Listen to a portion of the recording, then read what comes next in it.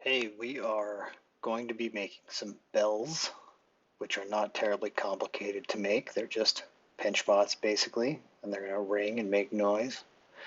But what this video is about is the surface decoration. So I'm going to show you how to do that.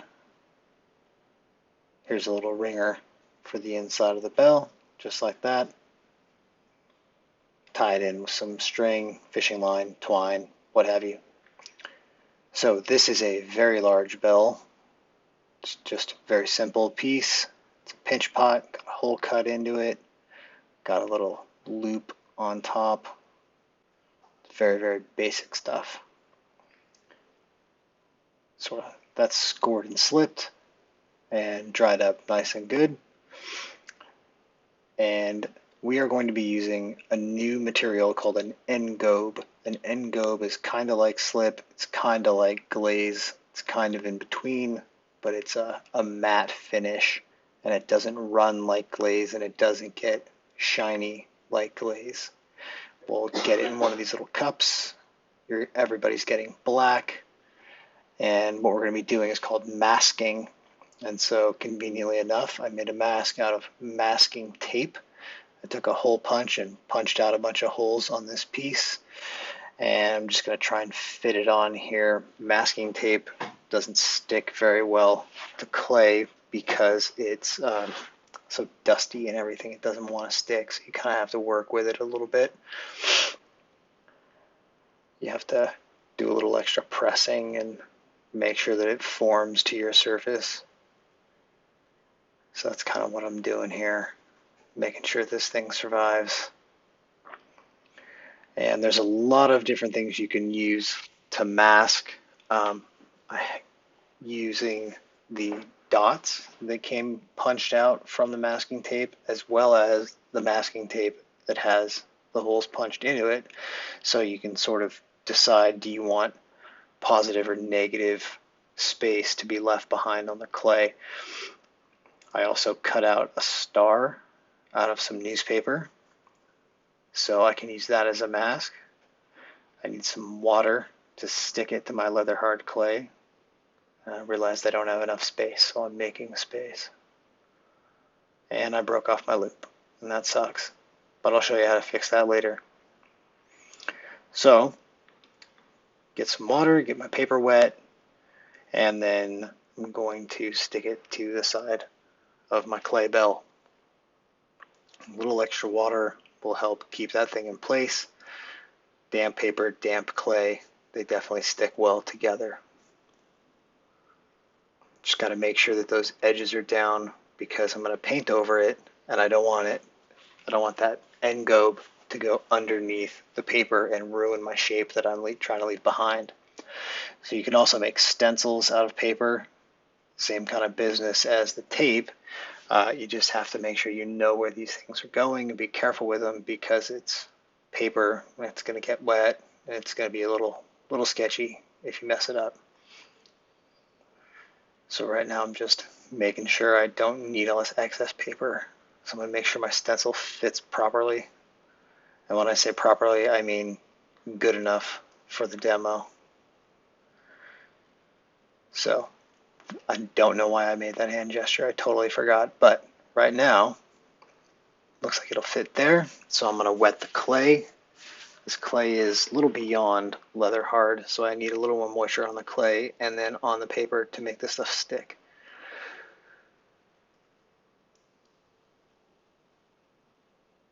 So you kind of delicately place that on there. It's a little bit easier when you're looking straight at it, but I'm trying to show you to the camera. Again, those edges really do need to be flat. Otherwise, you get your paint or your glaze, or in this case, the engobe will go underneath, and you'll have sloppy edges. And I tore my stencil, and that was upsetting, so I made a gesture.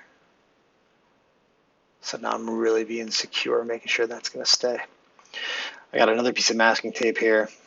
You can cut a design in masking tape with a razor blade, and so I ended up making just kind of a simple wave just so we can see how this comes out as well. And again, got to work that masking tape, make sure that it stays. So I've got masking tape with holes in it, masking tape waves, little dots from tape, and then newspaper for both positive and negative shapes. So you don't need much of this stuff, but you do need to apply a couple of coats, and so it's good to let it dry in between. And again, I'm being real careful with my brush to make sure that I don't smush any paint underneath the newspaper. I tried really hard to get the newspaper to stay, but mistakes happen, so I'm still being pretty careful. Being gentle with it, I don't want to mush my stuff around. And then when you're done, you can remove your newspaper carefully, and then you can see the star there. And then the other star that's ruined because I messed that up. But that's okay. So now I'm going to paint all the engobe around the star here, so that when I peel off the star, I'll have just clay and then black around the clay, the white clay colored star. So this is obviously not what you would want something to look like with all these random things all over. This is just me demonstrating and using my materials for tests. So right now I'm thinking about how if I would paint this whole thing black and then peel off the masking tape and have all these other things left behind. So there'll be a lot more black on here than there would white. Also, depending on what you're using, those little holes there, you could use a much smaller instrument to paint on your engobe. So I'm using a Q-tip right here, which works really well for that small space. And I also have obviously access to a lot of brushes, so this is a more narrow brush. It's a thinner, round brush, and so I can paint that engobe on those spaces with a bit more control than I could with the much larger brush that I was using before to cover more surface area. And I am thinking long and hard about what I'm doing here. I think I'm happy. So the one thing that I did not say before that I had to actually check right here is that on the bottle it does say you want 2 or 3 coats of an engobe to make sure that it's opaque. And just like glaze, you want to make sure that it's going to dry, each layer is going to dry before you do another one.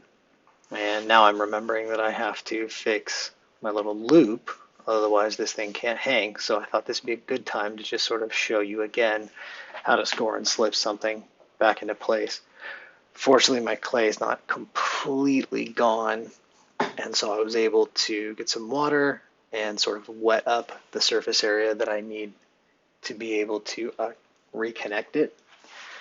And so this is a little rake tool. It has a bunch of little wires on the end, so I can scratch up a surface area pretty easily. So I got that wet, scratched it all up, got the little ends of my loop wet, scratched those all up, and they got really soft really quick. So that was really to my benefit for this video. And then I'm just putting a little slip on each space.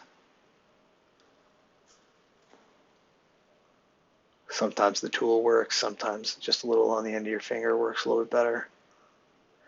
And now I can go ahead and try to seal this thing back together. And I did not do a great job because it's kind of crooked, but also I pushed way too hard and I actually cracked it. So we'll see if this thing survives at all.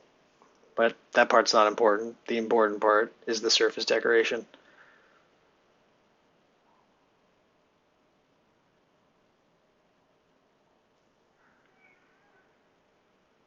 So cleaning stuff up a bit with my brush. Good craftsmanship here for the cracked loop that I messed up on.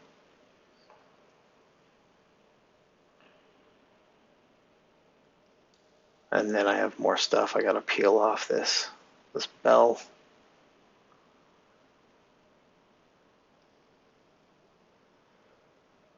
Look at me being all thorough, setting good examples for you guys.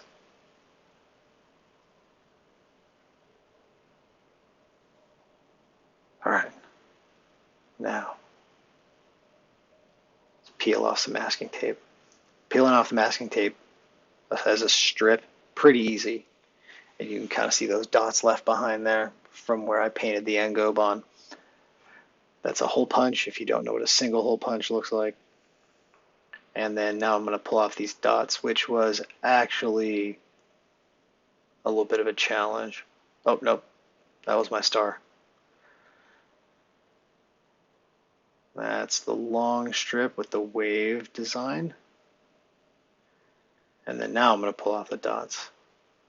And this was really tricky because they didn't all want to come off at the same time. A couple of them were actually layered up, so there was more than one dot. See that out the blue? And I'm using a needle tool, so it's very, very easy to scratch the engobe that you put on there and not leave nice clean circles. So I don't know that I would recommend doing these little tiny dots from a hole punch made out of masking tape. Something a little bit bigger would probably work a little bit better.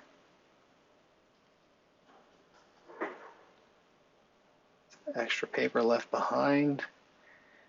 And you can kind of see things right now, but kind of wet clay, black engobe, dries gray. It's a little sketchy. Can't see it great, but when it gets fired, it's going to look awesome because you're going to have black, and then we're going to have white, and that's going to be it. Now that the bell is all dried out, I wanted to show you what it looks like when you remove the mask and the contrast between dried clay and dried engobe.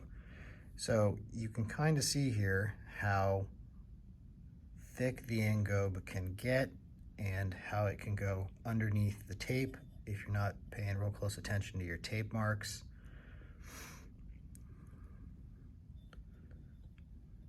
When it's done, it'll look black on top of gray. See, that's where that mask got torn, or the stencil got torn. But otherwise, the lines don't look too bad. And there's my crooked loop, which looks really terrible. And there's that crack I mentioned. So it pays to be very careful with this stuff. Okay, there you go.